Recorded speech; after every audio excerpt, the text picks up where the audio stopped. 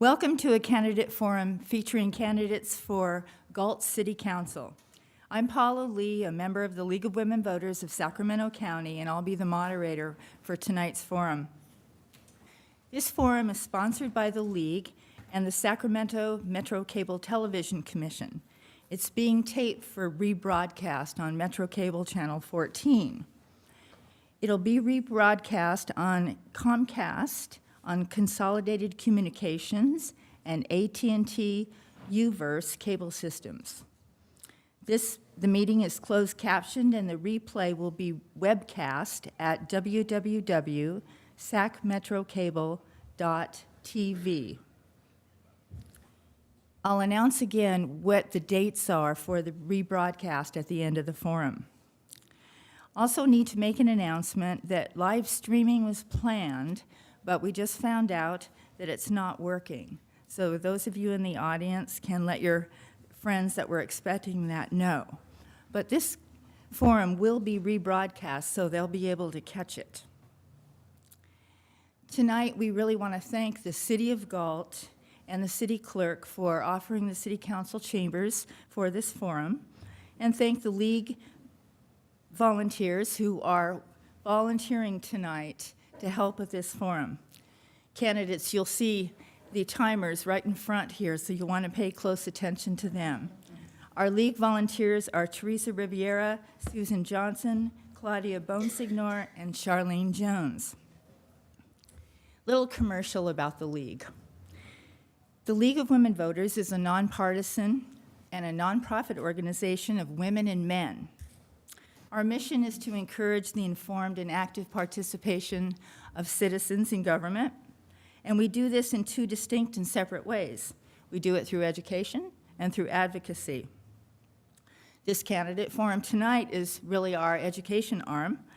The League does not support, oppose, or evaluate political candidates or parties. We do, however, after careful study, take positions on public policy issues, and we advocate for those positions at the national, state, and local level. That's via our advocacy arm. And you can learn about our positions on the state ballot measures at our website. Now, the format for tonight's forum will be as follows.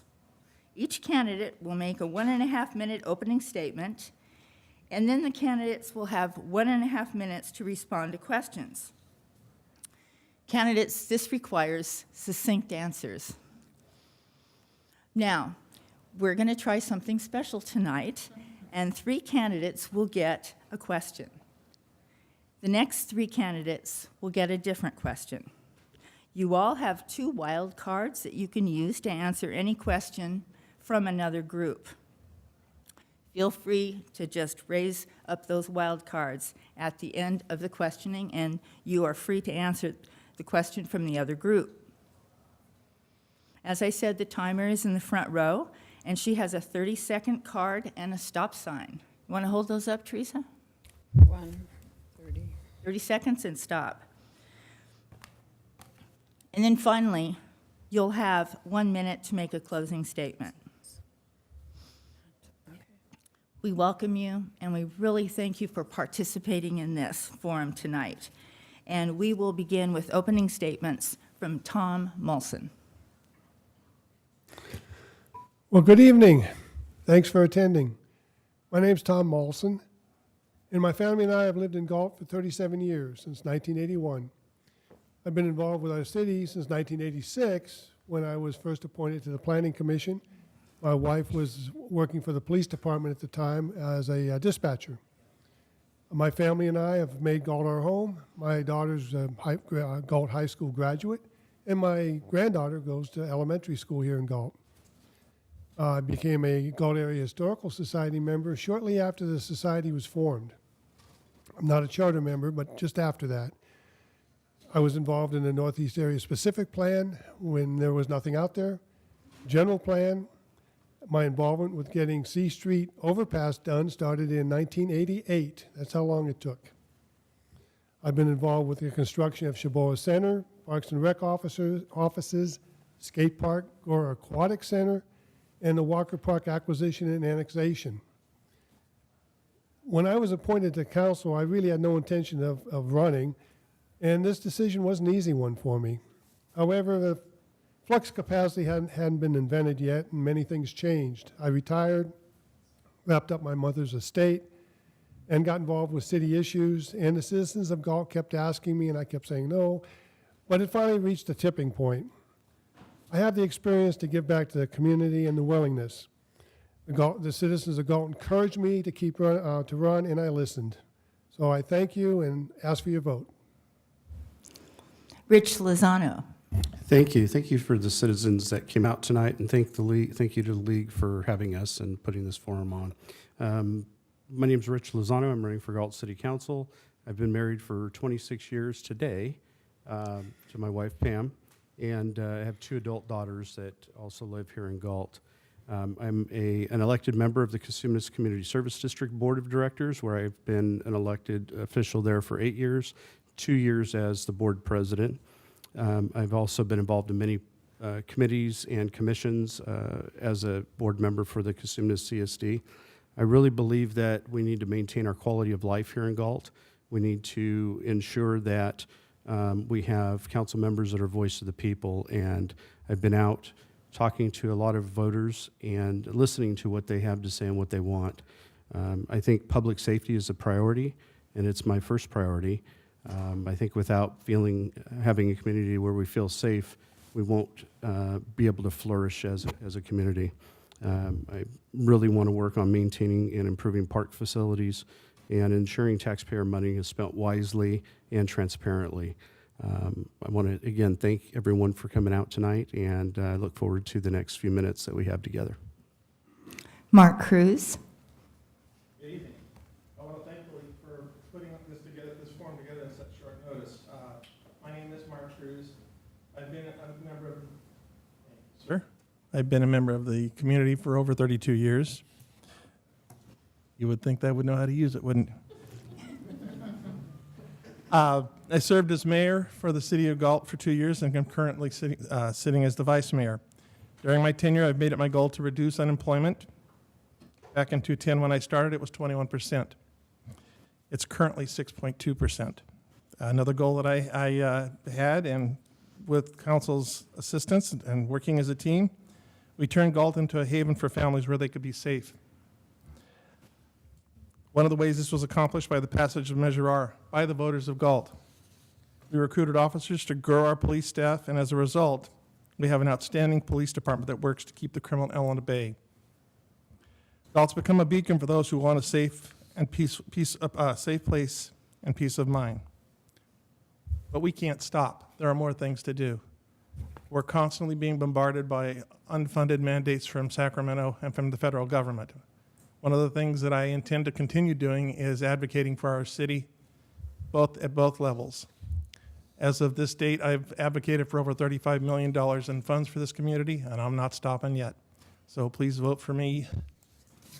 Thank you for your time. Lori Hewer. Hi. So my family, my husband and I moved here 32 years ago to raise our family. And I immediately got involved in the community. I organized Girl Scouts in our community for about 10 years. I did all of the normal things that moms do. I was a soccer mom, I was PTA president, and then in 1996 I ran for the high school board. I served for the high school board for 4 years. Following the high school board, I was appointed to the Planning Commission.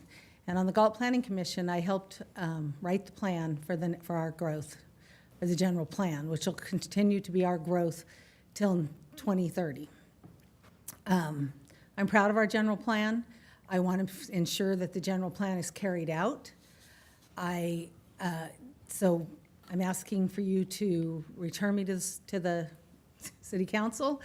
I currently serve as the mayor, and I'd like to serve another 4-year term for a number of reasons: to complete some annexations, to complete the business annexation, and to continue our general plan. Thank you. Sean Farmer. Hello, good evening. Thank you, everybody, for showing up. First off, if you're here, it means you care about the community. And so that means a lot that you're here, willing to listen to what we have to say. Happy anniversary to Rich and Pam, by the way. So I've lived here my entire life. I'm 4 generations from Galt, so my parents and my grandparents and great-grandparents were from Galt. And so I myself, my wife of 23 years, are also from Galt High School. My parents and her parents all went to Galt High School, so we have deep vested roots in the community. I'm a business owner here. I have been a business owner for about 20 years. I'm a contractor. I'm a project manager for a telecommunications company that I own, and I also help operate a retail business in Old Town with my wife. As I mentioned, we've raised our family here. All my kids have gone to Galt schools. 2 of them have graduated from both high schools, Liberty Ranch and Galt High School. I currently have my youngest daughter is a junior at Galt High School.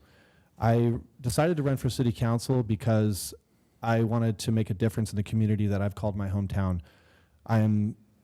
Everything that I stand for and that I fight for has to go right back to the quality of life in Galt. I am a big advocate of keeping the small town charm in Galt. I want to make sure that the reason that all of us live here, whether you've been here for 4 generations or 4 months, that I fight to protect that, and that's the most important thing for me. Second important thing is that I'm a big advocate for safety. I'm on many committees in the city. I advocate and fight heavily to keep our streets safer and to support our police force. Thank you. Jean Davenport? I want to thank the league for putting this on tonight and the folks for coming out. Appreciate your time and everything that you have to offer to this community. I want to congratulate Rich on your anniversary. My anniversary is in 2 weeks, so that's an important part. So, like Lori, I've been a part of the community since the day I moved here 16 years ago. I met my wife at Horizon Church. We married, and we have a mixed family. I have 3 daughters. Most people know my youngest daughter, Katie. She's got the best smile in the world, and everybody in the community, I think, knows who she is. That being said, it's great to have that kind of a family in this kind of a town, because this town really does mean something. I also served on the Planning Commission as an alternate member of the Planning Commission for the General Plan Update in 2009. I was also the chairman of the Measure R Oversight Committee, which I think is one of the best things the taxpayers of our city has done in putting that out. And I'm running because I feel it's important that people that come to the meetings, regardless of how many people are in that meeting or if they're there on a regular basis, are heard and what they say is taken into account. A lot of times I feel the city council has come before the citizens, opened up public comment, and already had their minds made up. I just think we need to have a little more openness on that issue. Thank you. Okay, now we'll begin with questions. And just so the audience knows, the candidates are sitting in the speaking order from the cards we drew. So that's why they are seated this way. So we'll begin with you, Tom, with the first question. What are your ideas to assist in the retention of Galt police officers? Well, that's a good one. Right now, we're down 5 officers, not 6 like we were last week, as of today. And our officers, for the most part, we're a training facility almost for the young ones that come in. And part of that problem is we're a small department. And because we're a relatively small department, there's no opportunity for growth. Because a lot of the sergeants have been there for a number of years, and the lieutenants have been there for a number of years. So if they want to actually move up in the law enforcement field, they almost have to go elsewhere. So it's difficult keeping them for a number of reasons. A lot of people say it's pay, but our pay is probably as equivalent to the cities that we compare it to as any of those cities are. So that's one issue. The other issue is it's difficult to hire officers in this day and age. There's not a lot out there, and I'll tell you, the ones that we do get, it's gold, and everybody's looking for them. If there's a good candidate out there, we are not the only people that are looking for them. We have had other cities come to some of our events and set up recruitment booths for their department in our city. I've suggested we do the same. Anyhow, that's it. Rich Lozano? Yeah, I think there's several things we can do to help retain officers, and it does begin at recruitment, recruiting the right people to come to the right city to work here. And I think we really need to be aggressive and recruit officers that have a desire to work in a small town where they're going to flourish and keep our community safe. I think another thought is that we need to really work on continuing the training, and I'm talking about specialized training. When you have officers that are in a department, they need to be challenged. And so if it's providing them additional training that they wouldn't necessarily get in a larger department or a different department, I think that's important. And it's all along the advanced officer training courses that are provided. We also need to really look at how our employees feel at the end of the day. And I said this in the last forum, I believe that we really need to start paying attention to the human resource rather than just resources. And what I mean by that is if somebody is wanting to come to work every single day because they feel valued, they feel entrusted with whatever they're entrusted with to do their job, they're going to continue to come back. I think we always have to look at pay and not just hourly rate, but total compensation. So really looking at the human resource and valuing our employees and our officers that are out in the street protecting us. Mark Cruz? As a retired police officer for the city of Galt, a lot of what was said is very true. The officers, when they come on board, I would say about a third of them, they get their basic post and they look for other places to be. Reason? There is no chance for advancement and there's no chance for special assignments. We had that long ago, but due to budget cuts, things like our SWAT team and so forth were done away with. I think we should bring those back. At least there are incentives that our police officers can shoot for. We implemented some time ago a corporal program, which allowed people a chance to prepare to be sergeants. That's one step in the right direction. But we need to find other avenues for them.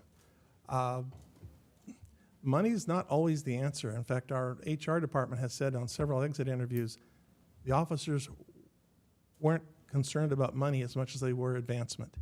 And that's what we should be working towards. As what was said, it's the people that count. It's not the money. Thank you. Hey, a wild card. Okay, Sean Farmer. I wanted to touch on this subject because I think it's one that's really important to me. A little bit about what Rich said, a little bit about what Mark said. You know, it's not just about money. Money's part of it, definitely is. But it's also, it's a complex issue. It's a lot about the culture in the department as well. And I keep hearing people say, you know, that retention's a problem everywhere, that everybody's having this problem. And I don't dispute that fact. But there's some place that these officers are going. And I refuse to accept that as the excuse that everybody's having that problem. We need to make Galt the place that doesn't have that problem. We need to make Galt the department that people want to come to work for. And how we do that, we need to look at every aspect. We need to look at pay. We need to look at our hiring tactics. We need to look at the culture in the department. I think that if you make a lot of money at your job, but you hate your job and you hate your boss, you're always going to be looking elsewhere. On the other hand, if you don't make as much as other places, but you really love your job, you're going to stay. And that's the officers that we want in Galt. I think there was a comment about that our pay is equal to other cities. This is wrong. It's not. I've seen the studies. I know what they get paid, and we're still a little bit below what our officers deserve. Quality of life is important to me, and that means safety. People on the streets tell me they love Galt because it's safe. We're losing that slowly because our department is not what it should be. We need to be focusing on that, and we need to quit making excuses and come up with answers. Thanks. All right, next question will begin with Lori Hewer. Our parks and recreation facilities are still in need of renovations, upgrades, and more maintenance. What might the city, or where might the city find the funds to make those needed renovations, repairs, and additional personnel that's needed for the maintenance? Parks and Recreation facilities, the deferred maintenance, Many years ago, about 20 years ago, Galt built a number of parks. So all of our facilities are aging at about the same time. So that's an issue because previous councils never put away money for maintenance of those facilities. So it's one of the things that I'm committed to, is that we need to start a fund. Every year at the end of doing a budget, there is money that is unappropriated. Not saying that right. Anyway, and that money can be used to put into a fund to start funding all of that deferred maintenance. I'm committed to our parks remaining the parks grade A facilities. I absolutely would never agree to cutting services at a park. We need to, but vandalism's a problem, and so every time we have vandalism in our parks, we have to replace the facilities, and so that drains the funds that we could be using to upgrade the facilities. Thank you. Sean Farmer. That's a great question, and I think, first of all, I'm not going to dispute the fact that there's many of our parks and facilities are in disrepair. The presentation that our Parks and Rec director gave in the spring was very deplorable to see. It really was sad to see the state of these parks. We do have a lot more parks and facilities than other cities our size, so it's a challenge to keep them up. But one thing I do know is that people will talk about the flea market, which is the main contributor to the Parks and Rec. They talk about declining revenue, and I don't disagree that it's declining, but I also think that if we look at the money that's there and prioritize it, I think the city looks at the Parks and Rec fund as kind of like the stepchild. It's like, oh, we have to chip in 24% of that budget every year. It's like, oh God, we have to chip in. Well, most cities are chipping in a lot more than that. I think what we need to be doing is finding a way to be putting more than 24% in that budget and making our parks great again. I have a problem when I go to play softball at the complex here that the light in the men's bathroom won't work for an entire season, but yet I go to a city council meeting where a department head for that department will get a raise. So for me, I think we don't have our priority state. Parks and Recreation is the one department that most citizens will get the most use of in the city. So we need to figure out what's important to the people and prioritize the money in that matter. And we need to be reaching out to public enterprise to help do that as well. Thank you. Jean Davenport. I don't know the aspects of the budget and how it flows to the Parks and Rec, where all the sources are coming from. Everybody's got an opinion, it seems, and at the end of the day, things have gotten to where they are out of neglect. And I think we need to stop and look at that, and why is that the case? We did go through a really, really painful recession. Now, coming out of that, we should have started thinking about the infrastructure needs of our facilities, and we didn't. We thought about taking care of the human first, and a lot of people got paid well. And I think we need to stop paying well for a point now. I think we need to freeze wages until we get some of the infrastructure issues fixed, because at the end of the day, the taxpayer is the one that's paying the price for this with no services. In most big counties now, you see a rush to cut park services. That is a taxpayer benefit. Parks are not supposed to make money per se. It's the taxpayer that's supposed to benefit from having that. So there's a lot of ways to approach this without being critical. I think one thing we should look at is bringing someone on board that can help us maybe go out and get a grant. I know Pixie Woods, not Pixie Woods, but Mickey Grove Park, I'm on the Zoological Society, applied for a grant from the state for an infrastructure repair. They got $500,000. So I think there's avenues that we can follow. Thank you. Wild card. Mark Cruz. That's Rich Lozano. Thank you. I'd like to take a shot at this as well. Part of my experience on the CSD board is Parks and Recreation in the city to the north of us, and I've had a lot of experience in dealing with parks facilities that need additional funding. There are different ways that the public's money is used, and there are different funds to do that, and I think that it's important to look at all those and readjust where we can. I'm a firm believer in public-private partnerships with organizations that are willing to do things to help bring more money to the city for these types of items. In in three neighborhoods since I've been on the board at the CSD. We've successfully worked with the neighborhood communities to ask them what they want. And I point out these three, but it's an ongoing process for us. It's always connecting with the community, always figuring out what they want, whether or not they want green grass in a park or they want drought-tolerant landscaping. What we need to do is figure out what they want and then move toward that end to see what the costs are and have a strategic plan moving forward so that we can address some of these issues that that continue to come up. And I'm not saying go to the people and ask for more money. We need to get creative in our budgeting.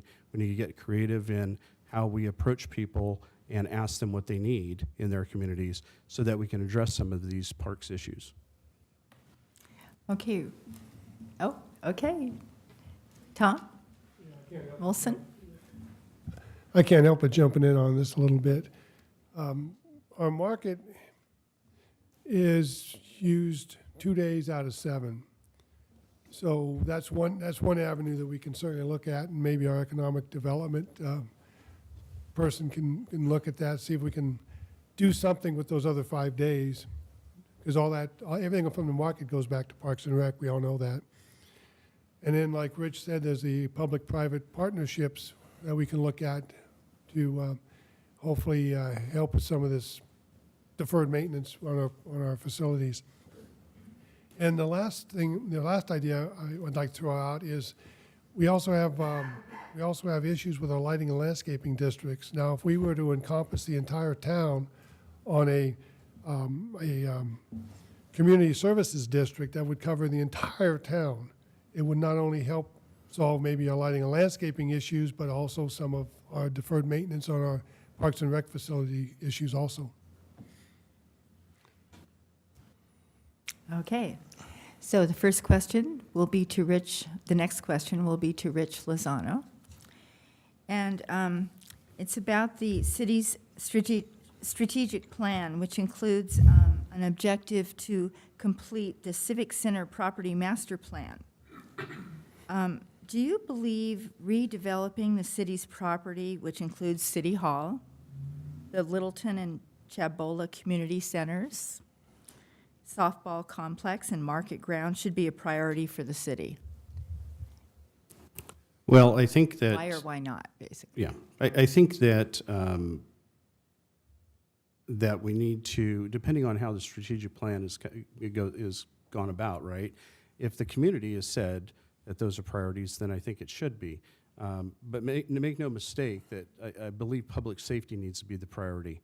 If it's going to cost an exorbitant amount of money to do this, however it's done, then we need to take a look at what we're doing and address the community need as opposed to what the city needs are.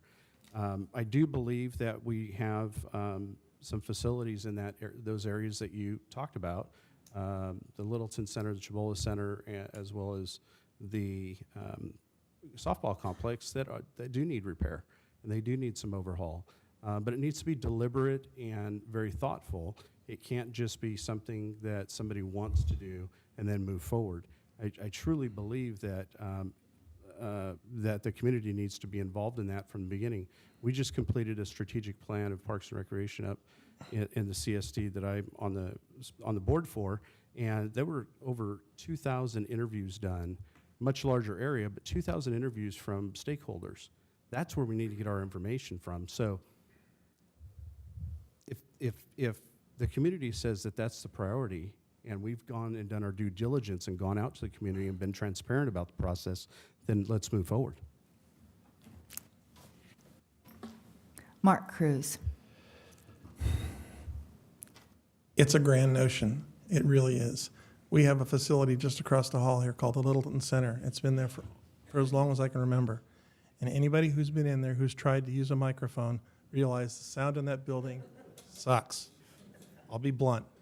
To sit down and redevelop this whole property, it's going to cost money. The other part of that is you're talking about part of the property that it's owned by the city, but part of the property was granted to the city through AB 3773. So before we do anything in that nature, we have to make sure that our friends up north are okay with it. We don't want to lose that property.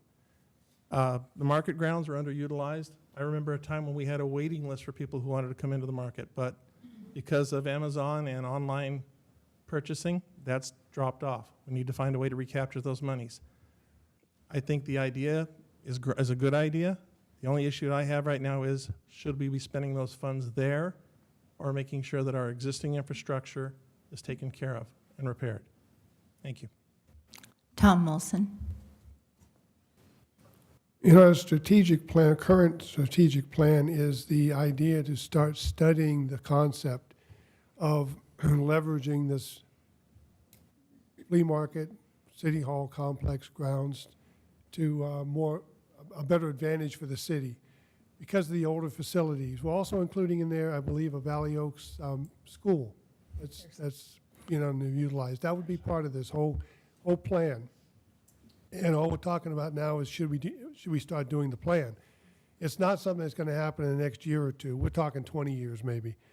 And there'll be a lot of public input, public hearings, a lot of thought put into this. But we're planning for the future, and that's what cities do.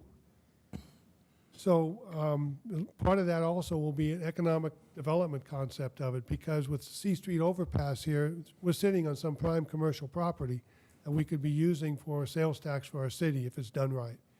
And we could have joint facilities. We could have one facility that would house both City Hall and the school district offices, as an example. That's it. Lori. I'm really excited about the idea of doing a master plan for this property. One of the things, and this isn't going to cost the citizens of Galt any money. We got a grant to do this. So it will bring in community meetings. It'll involve stakeholder input to see, is there a better way to utilize this property to bring in more money for Parks and Rec? And when we talk about needing money for Parks and Rec and upgrading facilities, part of doing a master plan of this area would be doing that. City Hall here we've really outgrown it, as everybody knows. If you've been here a long time, when we moved here, everything was in this building. And now we only have finance and administration, and we've still outgrown it. So is this building, every time it rains and it floods in here, is this building really doing its purpose? It's sitting right next to a freeway. It could be prime property that would bring in money for Parks and Recreation. So I think doing a master plan of this area and bringing stakeholders in and the community for input isn't a bad idea. We could do some mixed usage. There's lots of ideas about what we could do, and we're open to those ideas. Right now, it is that we got the money as a part of a grant. It's not going to cost the city to do this. It's going to be grant money, and it's a way of looking at bringing in more money for our Parks and Recreation. Okay, we'll move on. And this question will be for Sean Farmer. The word transparency is used a lot in politics. What does that word mean to you in reference to city government? And how can we ensure that the city is transparent? And how does the city better connect with its residents? Well, it's interesting because I wanted to comment on the subject that was just mentioned. So transparency. So this plan that we're talking about, this idea we have for the very facility we're sitting in, does any citizen know about this at all? I have yet to talk to a single person who knows anything about that. So there's a good example of transparency. Rich mentioned that we need to ask the people, what do the people want? Do the people want a new city hall? Do they want us to develop this property? I don't disagree with making the Parks and Rec facilities better. But again, this is about being transparent, asking the people, what do you want?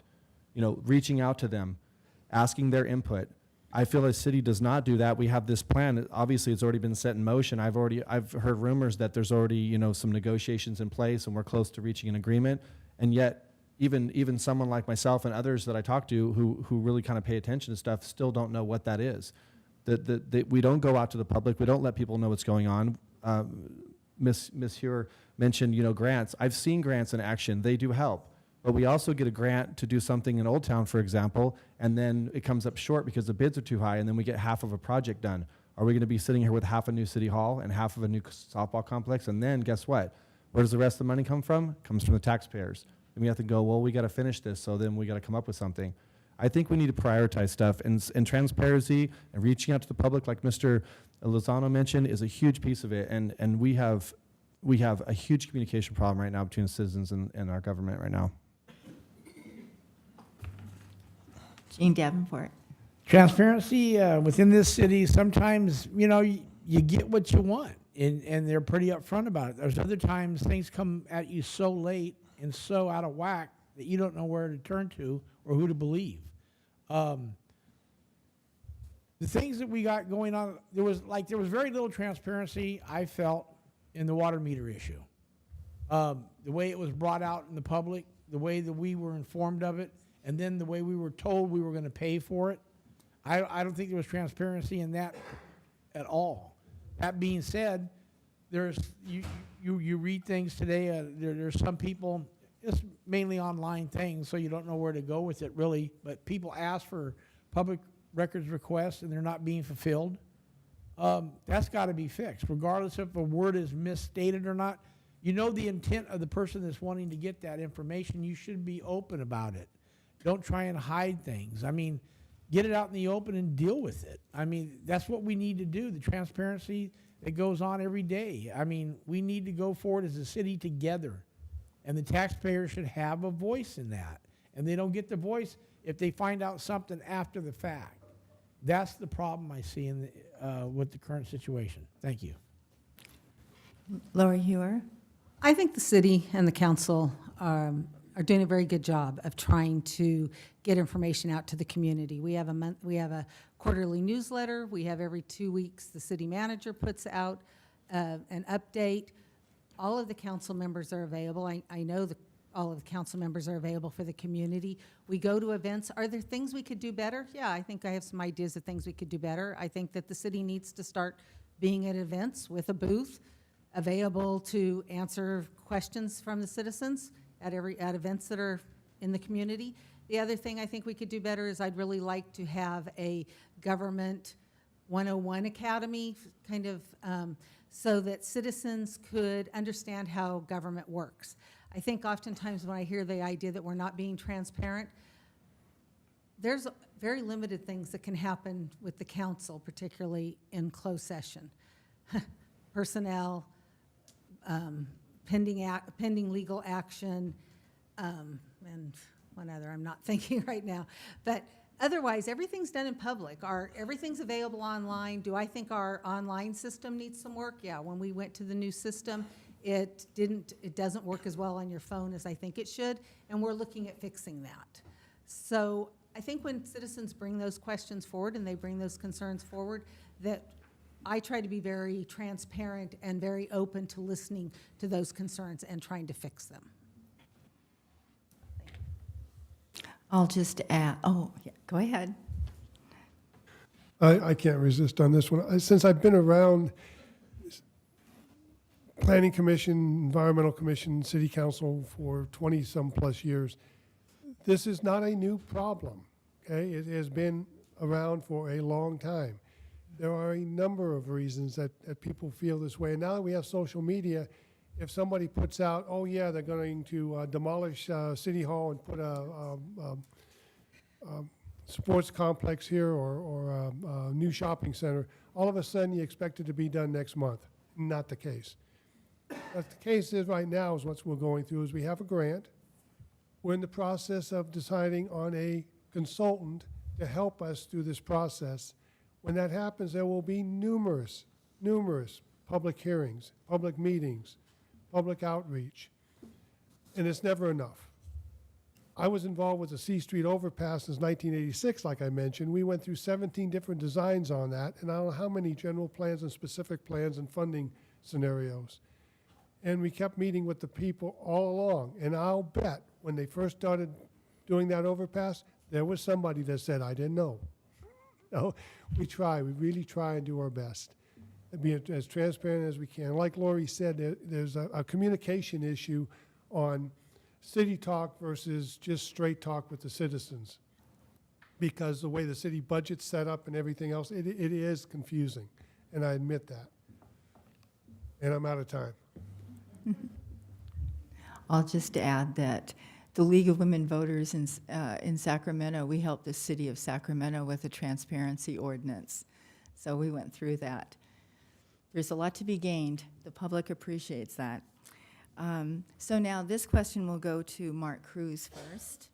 And as the senior population continues to grow in Galt, how important is it for the city to have a senior center? And do you have any ideas for how to bring one to Galt? If money were no object, yes, that's not the case.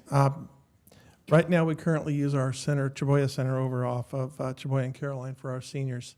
It would be ideal if we could turn that into a senior center specifically for them. Now, as I understand, we're going to be setting a portion of it aside for them to go in there and do things such as computer access and so forth. To me, that's not enough. And to say just a senior center, that's a good idea, but you also need to add to that. The two areas in our community that are really in the most need would be our seniors, but also our youth. We have a piece of property that used to be the old Boys and Girls Club sitting over off of Caroline, just across from where the senior center is now, or the community center.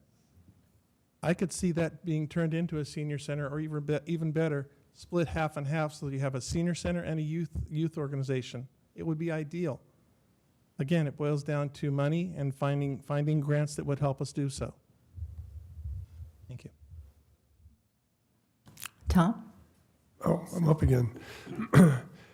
I actually attended one of our committee on the aging meetings where they discussed the senior center, and they were looking for a senior outreach center where the seniors can actually come and get information on different issues, Social Security, health care, things like that.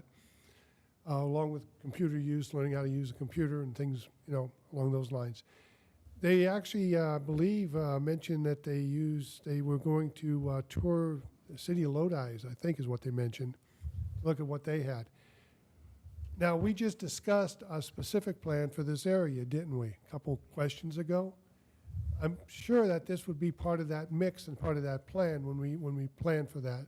So that's the long term. Mark mentioned the short term things that we can be doing. And we actually have a commission on aging that helps us look at things like that, and they're talking about it. I'm done.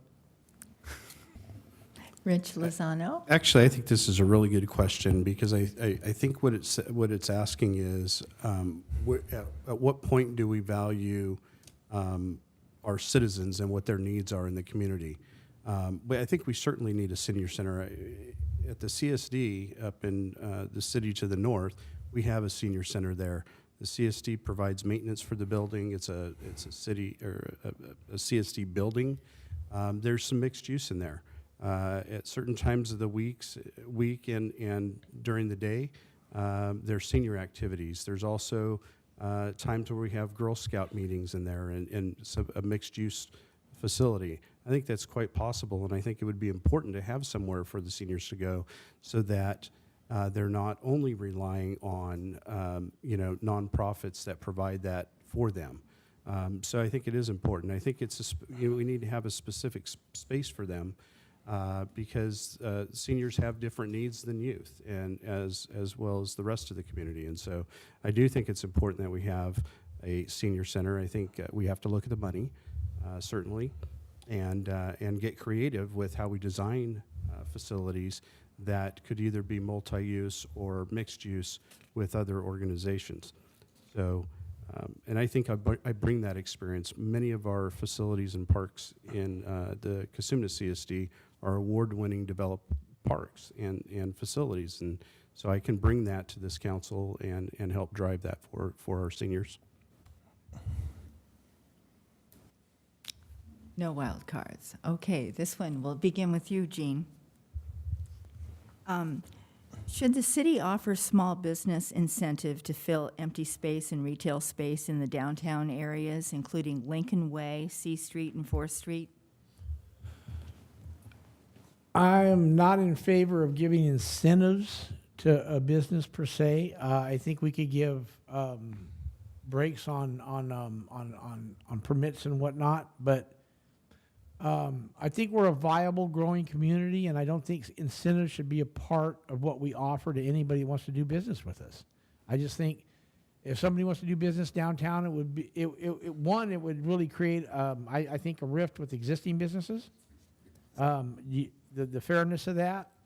So, no, I'm not in favor of incentivizing anything like along that nature. That being said, with the growth output that we're going through, I think we could look at the permit process and see if there's something that can be happening there. But no, I don't feel that would be beneficial to any of us. I don't think so. That's all I have to say about it. All right, Lori? Those properties are owned by private citizens. They aren't owned by the city. The thing that the city has done, and I think that the city needs to continue to do, we did things like upgrading the downtown, upgrading the old town area with the promenade, going out and getting grants, fixing roads, keeping our roads and the infrastructure around those businesses so that it does attract businesses.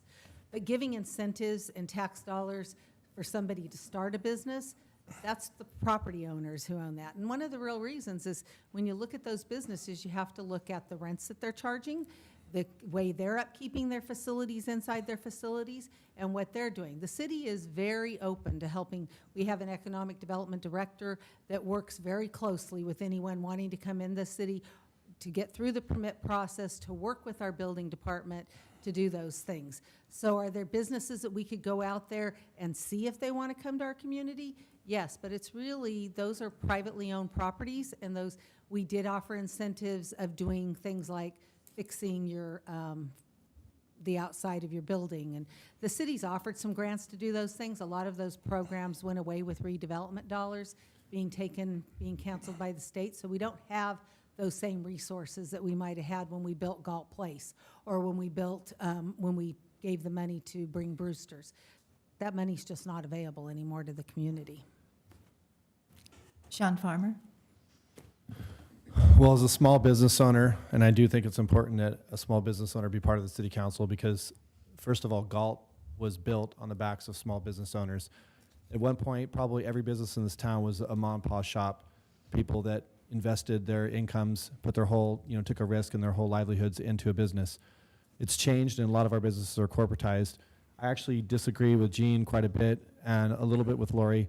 I think, as she mentioned, the Brewster project, that was specifically a project where the city was able to reach out and said, we want somebody to develop this building to be the anchor of our old town. What can we do? There was a deal made. There was a loan that, some terms made where that money had to be paid back if the business stayed a certain amount of time, this and that. That's a perfect example of the incentives that you're probably asking. Can we give tax dollars? No, we can't just give money to someone. But if someone wants to open something, we need to be embracing that. Galt is suffering from a huge lack of business. Per capita, we're 20% behind our neighbor of Lodi in businesses. We need to be bringing things here that our citizens can use, not trying to focus on bringing 20,000 more people here in order to get those things. There's things that we can bring now that our citizens need. We need to say, oh, John Smith, you want to open a business here? Great. What can we do for you? What can we do to make that process easy for you? We can't give you money, but we can make the process as smooth as possible. And the city of Galt does not do that. We chase people away with high fees, high permits. I have many examples. I could go on and on about it. And we need to be engaging these people because we need those people here. All right. I just want to say a couple of things. So I think what we need to do in talking to people out, knocking on their doors recently, there is a lot of desire to have different types of businesses here in this city. And along the lines of entertainment. And I'm not talking about huge entertainment centers or anything like that, but maybe some scaled down multi-use entertainment centers where multiple businesses can work in that facility. I think we really need to take care of our existing businesses and helping them grow.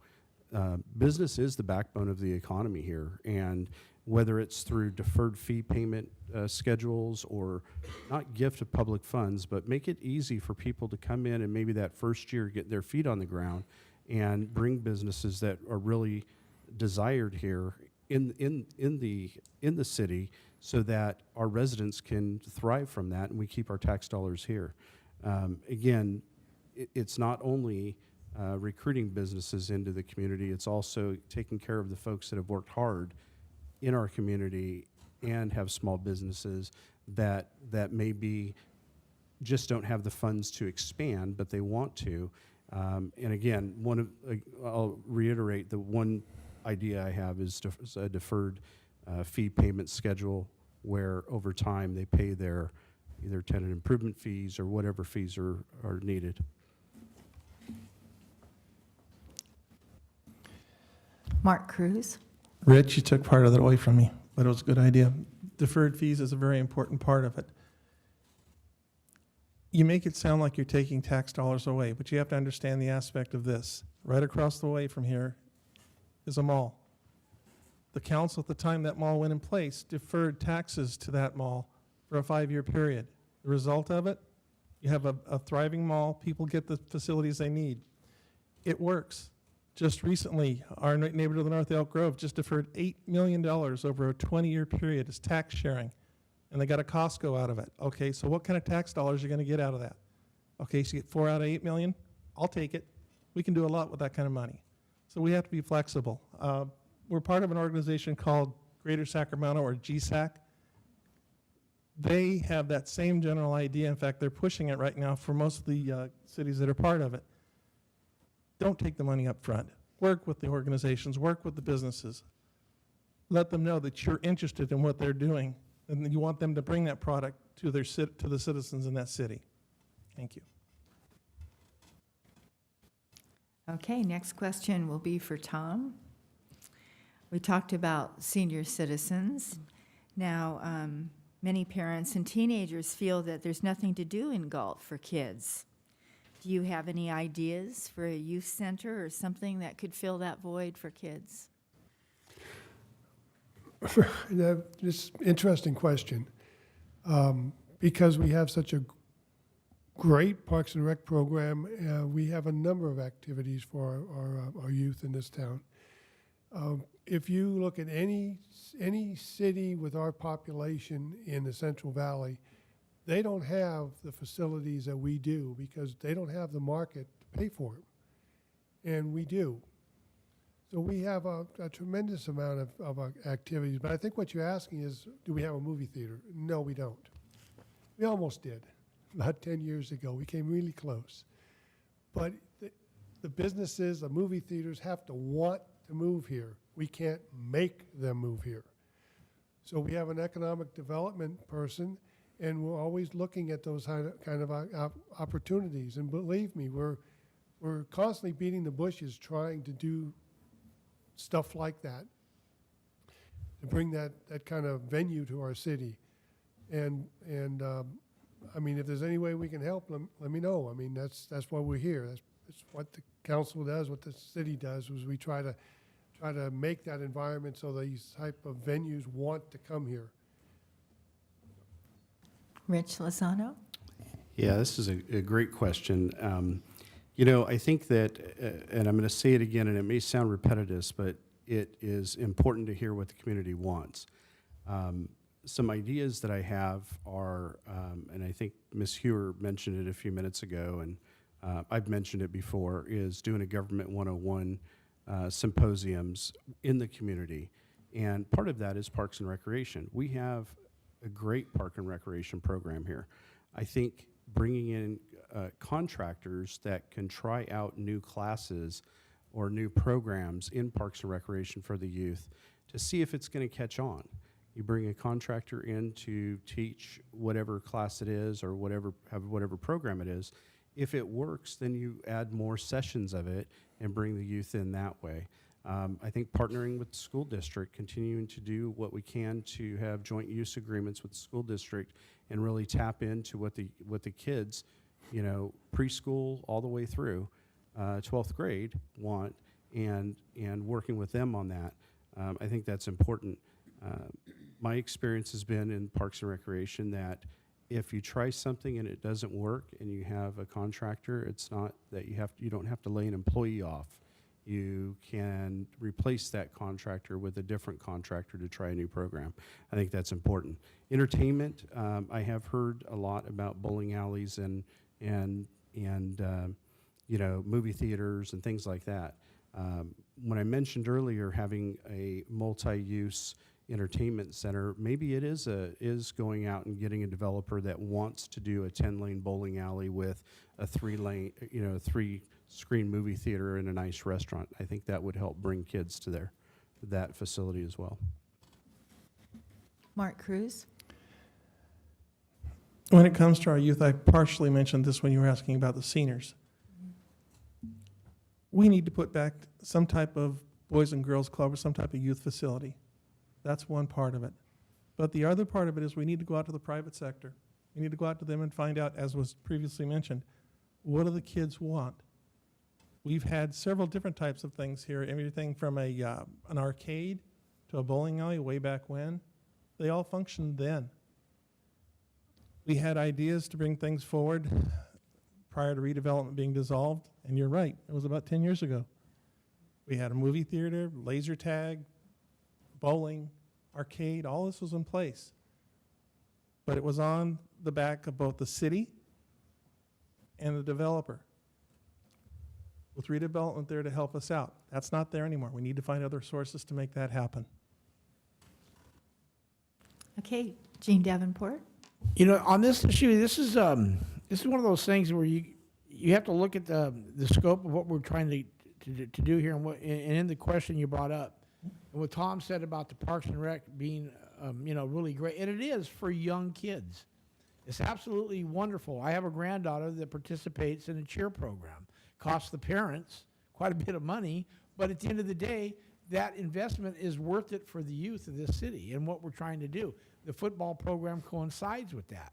Okay, that being said, when a child reaches a certain age, and we can't fill that void, like when the Boys and Girls Club, when the building closed up, it went by the wayside. The Lodi Boys and Girls Club is no longer is closing up after 57 years because their donors disappeared, and their donor was General Mills. They funded that program without any question every year. They wrote the check to fund that program. So when you talk about public-private partnerships, you're on shaky ground. You gotta look beyond just that where that financial incentive is going to come from. Look at what we can partner with Delta College maybe, and starting programs that involve the youth on a career path. We don't do that. So I just think there's something we can look at as we go forward. But be careful with that public-private partnership, because when that check goes away, so does the program. And there's not a lot of notice involved. Okay, next question. We'll begin with Lori Hewer. We hear that citizens here in Galt are being asked again if they want an elected city clerk. So what are your thoughts on Measure G? Do you think the city clerk should be elected? Yeah, actually Measure G. So I think there's a lot of misinformation out there about Measure G. Measure G was put on, there was a similar ballot measure 4 years ago that was put on by the city clerk, who came to the council and asked for that measure to be put on. And that measure failed. And the city clerk now has remained to be an elected position. But the city, we have two positions, and I think that's what's always really hard for people to understand, is we have the city clerk position, but we have the city administrator position. Currently, and for many, many years, the same person has held those positions. So when our previous city clerk had it, she was also the administrator. Currently, our city clerk and our administrator.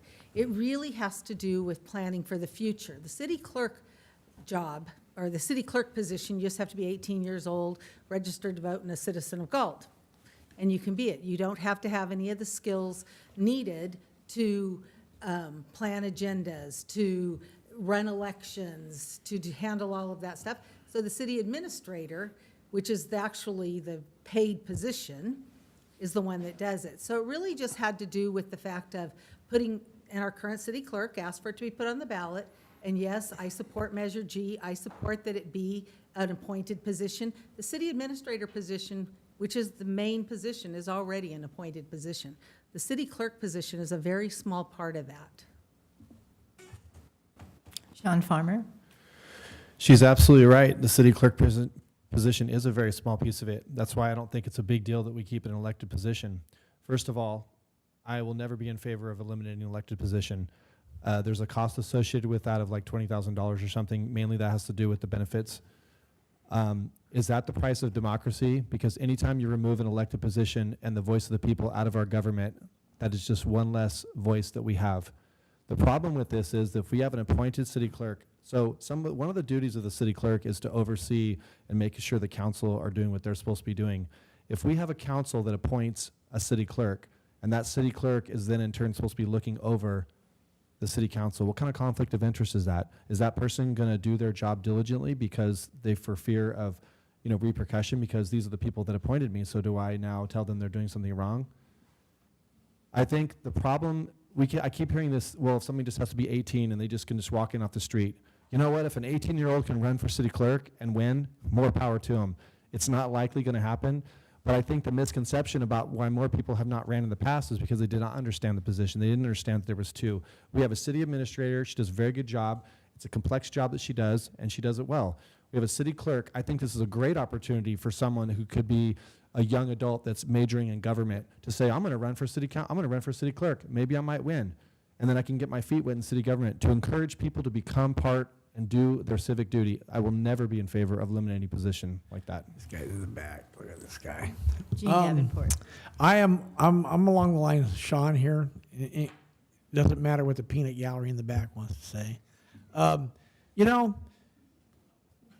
much did it cost to put that on the ballot? How much will cost associated with that?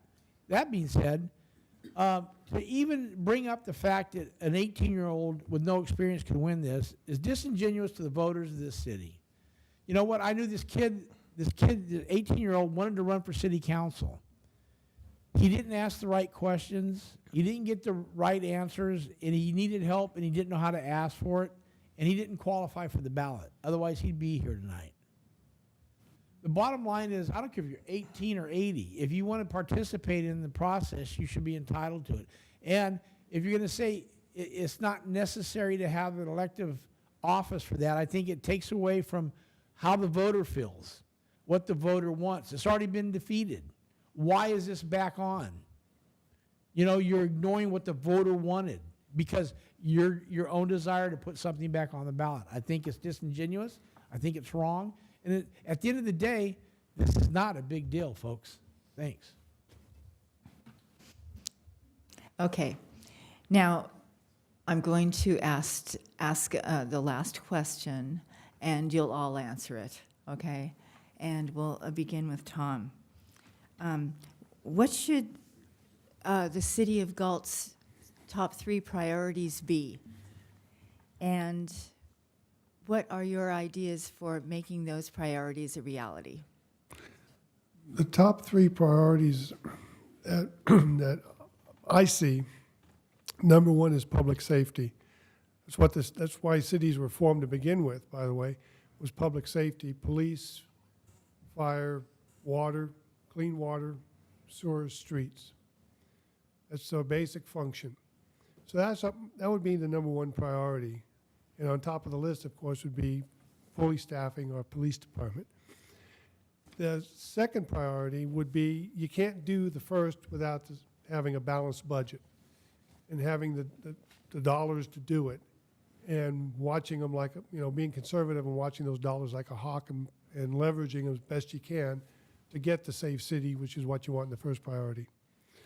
And my third priority, it's kind of a pet peeve of mine, I've been trying to get Carilion connected to C Street off-ramp since 1988. I'd like to see that happen. So the people in the Northeast area can actually find this place that we're sitting in tonight, City Hall. You would be amazed at the number of people that don't know where our aquatic center is in the Northeast area. They don't know where City Hall is. And they ask you, how do I, where do I go to pay my utility bill? And it's like, we have a City Hall? So I'd like to get that connected. Rich Lozano? Thank you. I think the first priority is public safety, as Tom mentioned. I think putting time, energy, and resources into our police department is important. I think we need to get fully staffed so that we can utilize our Measure R funds the way they were intended and really work hard at at that recruiting piece that I spoke about before, as well as the retention. The second priority should be to maintain and improve our park facilities. This also goes back to our quality of life. Listen, Galt is a great town and has a family-friendly feel. We want to keep that, and I think by maintaining facilities and maintaining park facilities the way that we can, will encourage people to want to continue to live here. And then the third priority, I think, ensuring taxpayer money is spent wisely and transparently. Keeping an eye on every dollar that comes into the city and that goes out, and transparently working with groups in the community to get feedback on what the council should be doing.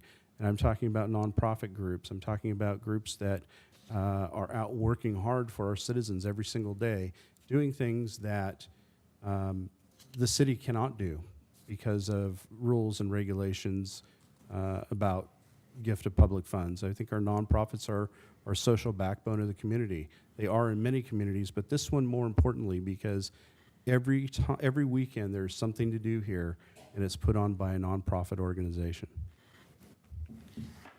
Mark Cruz? I think there's a theme going through here on the number one, and it is public safety.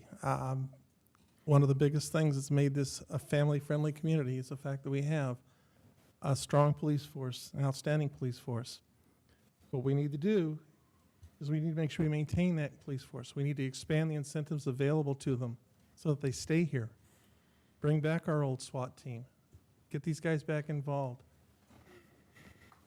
Number two, repair all of our failing infrastructure through grants, through monies, whatever it takes. Get it done. The last one falls in line with the second one. Attract the right businesses. Businesses are going to benefit our community. Right now, we're hemorrhaging sales tax to our neighbors south and north. We can use those monies here in this community. We don't need Elk Grove using them or Lodi using them. We need to keep them in Galt. Lori Hewer? So my priorities, public safety should always be a priority of anybody on the council. It's not just attracting and keeping quality officers.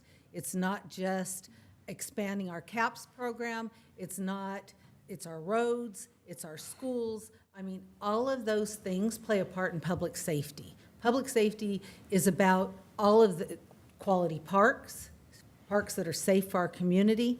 How we could do that, I think there's a number of things. And one of the things is that we need to support our law enforcement. And I think we do a very good job of that. I think the citizens do a great job of supporting our law enforcement. Citizens need to continue to report what they see. If you see it, you don't like it, doesn't feel right, report it. Let the officers check it out. Deferred maintenance. Deferred maintenance is the other issue that's really important to me. It's really important to me that we take care of the facilities we have and that we improve the facilities we have. Economic development. And one of the things about economic development is that we're currently annexing property for an industrial park, for an expansion of the industrial park. That brings jobs. That brings tax dollars. That does the things to help us be able to have more money for public safety, to have more money for the deferred maintenance. It all plays a part together, and it's important that we work together and have a plan. That's why the strategic plan is so important. Sean Farmer? Well, my number one goal, as I said before, that led me to run for city council is to protect the small town feel and charm of Galt. I know a couple other people have already mentioned their support of the quality of life in Galt, and that's exactly that. Pretty much everything that I'm for all ties back to that. We have a special thing here, folks. We have a town that people move to. They look at cities and they say, we want to move to Galt. Why do you move to Galt? Well, because we just love the feel of it. We feel safe here. We like the small town charm. We like the small town feel. This is what I hear from almost every single person of every single door that I've knocked down, and I've been hearing that for years. It's no secret. Everybody here has probably heard that same thing. I've never once spoke to someone who said to me, I moved to Galt because I want to see 2,000 more homes. Now, there's this misconception that we need to add more rooftops to blow our city up and add our population in order to get that money. What I say is we need to live be within our means. If my wife and I aren't making our bills, we don't go tap our credit cards or go get a third job. Okay, we need to live within our means, and adding more rooftops to try to bring in more money because we feel like we need to do that, it's just going to be a vicious circle. Public safety obviously goes along with that. I am a huge advocate for the police. I am one of only 3 candidates that have been endorsed by the police officers and dispatchers themselves. That means a lot because these people believe in me and know that I am for safety. I advocate on safety on a regular basis. I was in this very chambers not only less than 2 weeks ago advocating for safer streets. So people know that I'm a man of action, and I say what I do and I do what I say. Jean Davenport? Continuing the theme, continuing public safety. That's got to be a key element to how we grow, because this city had a gang problem at one time, and our city police took care of that problem over a period of time, and they continue to maintain that. So I think that's really beneficial to us as citizens, the safety that we feel in this community. We have to address the homelessness, the homeless issue that borders the county. Actually, it goes into San Joaquin and to us. So we need to address those, and that's part of public safety. I think we need to look at that realistically and do what we can to alleviate that problem. Secondly, Lori hit on the annexation of a business park. I really think it's very important that we look at expanding our business footprint and to include a medical facility. As we grow and we bring these senior communities in, we have to have something available to them. We can't just ignore the great, you're here. Oh, you got to stub your toe, you have a medical issue. You got to go to Elk Grove or Lodi. We need to get something here. And finally, the infrastructure issue that we know is here. And we all know we have to at least address it and start a program to fix that and address it seriously. Because in 25 years, with the expansion the city is going to face, we're going to need a decent infrastructure that we can rely on. And I think our taxpayers deserve that. Thank you. Okay, it's time for closing remarks, and we're going to mix it up a little bit. We're going to start with Mark Cruz and go this way, and then start with you and go that way. So you have 1 minute to wrap it up and say what you didn't say. Mark Cruz. 1 minute, that's not enough time. I've spent 8 years with council, first as a retired officer, so I know the community really well. 8 years bringing things into this city, seeing things that need to be changed and getting them changed. I'd like to do that for another 4 because there are still things that need to be taken care of. First and foremost on my radar is the Walnut Interchange. As was mentioned, the industrial park annexation's coming up shortly. We're going to need a way to get those trucks in and out of our community without running it through residential streets. We've already got that problem over off of Pringle. This will be a great way of opening it up, and I'd like to see that through. Thank you. Rich Lozano. Yeah, I want to thank the citizens again and the League of Women Voters for putting this on. I've been a law enforcement professional for 25 years, and public safety is a priority for me. I think, though, we need to continue to work with existing businesses and economic development to bring business here to Galt that we need, not that we necessarily want, but something that we need, and that's what we get that from the citizens. We need to continue to work closely with nonprofit groups, and I mentioned earlier, they're the social backbone of our community. We need to also preserve the historical value of Galt. We have a ton of historical value here, and we need to preserve that for generations to come. I also would support building a culture of inclusion of the community and the city for the citizens of Galt. I am one of many, one of 3 also endorsed by the Galt Police Officers Association and the Galt Dispatchers. I'm also endorsed by the firefighters here, as well as Sacramento County District Attorney Anne Marie Schubert. Mark Cruz? I mean, Tom. That way. Yeah, we went that way. Sorry. Tom Wilson. Means I get 2 minutes? You have a number of good candidates in front of you tonight. So you have pretty difficult choice to make, I would hope. But we're all here and we all deeply care about the city. That's why we want to serve. This is a job interview, and you deserve experienced and qualified city council members.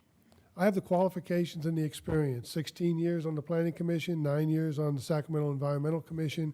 5 years on city council. In 2006, when I was on council, I found out about and I championed an emergency ordinance, 9.39, which was to prevent convicted sex offenders from actually being placed in our city. You have to be connected outside the city in order to do that. I found that out through the League of California Cities at one of the meetings I was at. But anyhow, in every single decision I've made while serving the citizens of Galt, it's always come down to what's best for the city. I've never done anything preconceived walking in here. I listen to the citizens and the staff. Thank you again for attending tonight, and I ask for your vote. Jean Davenport. You know, like Tom, I think everybody here has a legitimate reason for wanting to run to help the taxpayers of this city. I think we're all passionate about this city, or we wouldn't be running. That being said, you know, as a grandparent, I'm not moving anywhere.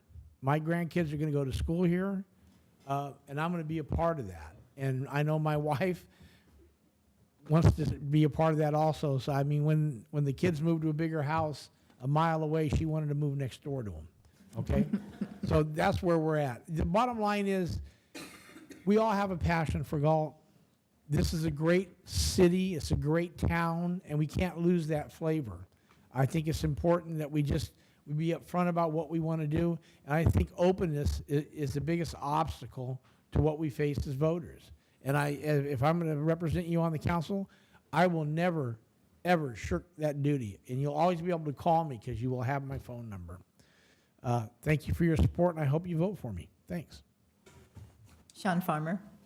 Well, as many of you said already, there's a lot of people here that that can say that they're qualified in one form or another. They can say their experiences in this or that. But I ask, you know, experience in what? Experience in doing things the way they've always been done. I'm not a politician. I haven't served in office before. But what I am is deeply vested in this community. And like I said, I'm a business owner. I'm a volunteer. I volunteer in many organizations.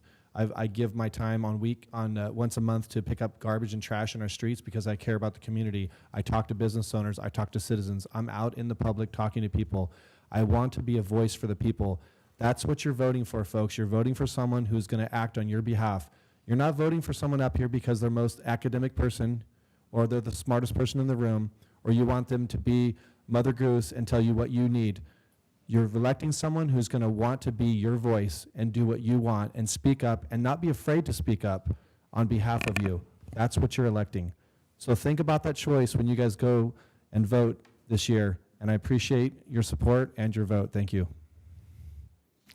Lori Hewer.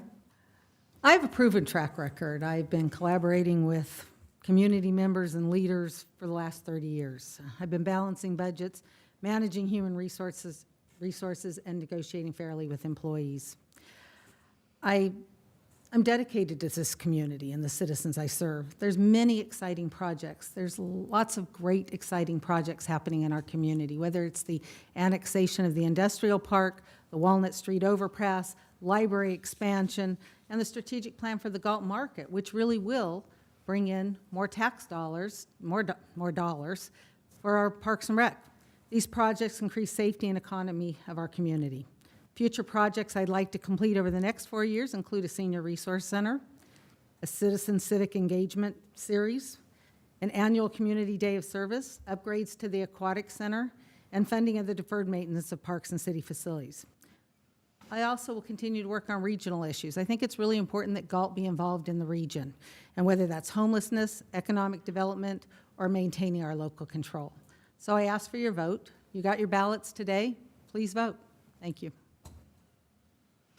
All right, I just wanted to mention that it's pretty amazing. There are 8 candidates running, and let the voters know that there are 3 seats and 8 candidates, and the other 2 candidates are Paul Sandhu and Bob Ballier. I hope I said that properly. They would have been here tonight, but they had previous commitments. We really thank you for participating. I think it's really been great for the voters. So on behalf of the League of Women Voters and the Sacramento Metropolitan Cable Television, who filmed this, we really appreciate it. And I want to make a few notes for the voters who are watching about the resources that are available from the league. We have a terrific, and you as well, because you can get on our Voter Edge website as candidates. It's really great because it's free. And when you're running for office, not much is free, right? So this is a one-stop source for you and for voters. It's votersedge.org/CA. We have the bookmarks out in the front, so you in the audience can pick these up and let your friends and relatives know that those resources are available. When you put in your address on that website, you get your customized ballot for Galt, and the voters will also be able to click on if you're there, any one of your names and find out more about you. They can click on the statewide ballot measures and learn more about the ballot measures. So it's really a great resource. Not to mention that there are big changes in Sacramento. We are participating in the Voters' Choice Act, and the League is very involved in helping voters understand what their choices are. So as you said, the ballots went out today, so most voters have their ballots. And there are 3 things that you can do with those ballots. You have 3 choices, so we encourage you to make a plan right now on how you're going to vote. You can fill out your ballot anytime now. You don't have to wait till November 6th. You can mail it. It needs 2 stamps. Be sure and sign the pink envelope. Some showed up without signatures. You can also drop it in a drop box, and your drop boxes in Galt are going to be, and you can drop that anytime now in a drop box too, between now and Election Day. And the drop boxes are going to be at the Marion Lawrence Library, the Galt City Hall right here, and Rayleigh's Supermarket on Twin Cities Road. And if you'd like to vote in person, you can also vote in person at a vote center. And the vote center in Galt is at the Department of Human Assistance, 210 North Lincoln Way. This vote center will be open from October 27th to November 5th from 8 to 4, all day long. And then on Election Day, normal election hours, 7 a.m. to 8 p.m. And at a vote center, it's full service. It's staffed by election officials, and you can, if you've spilled coffee on your ballot, you can get a ballot reprinted.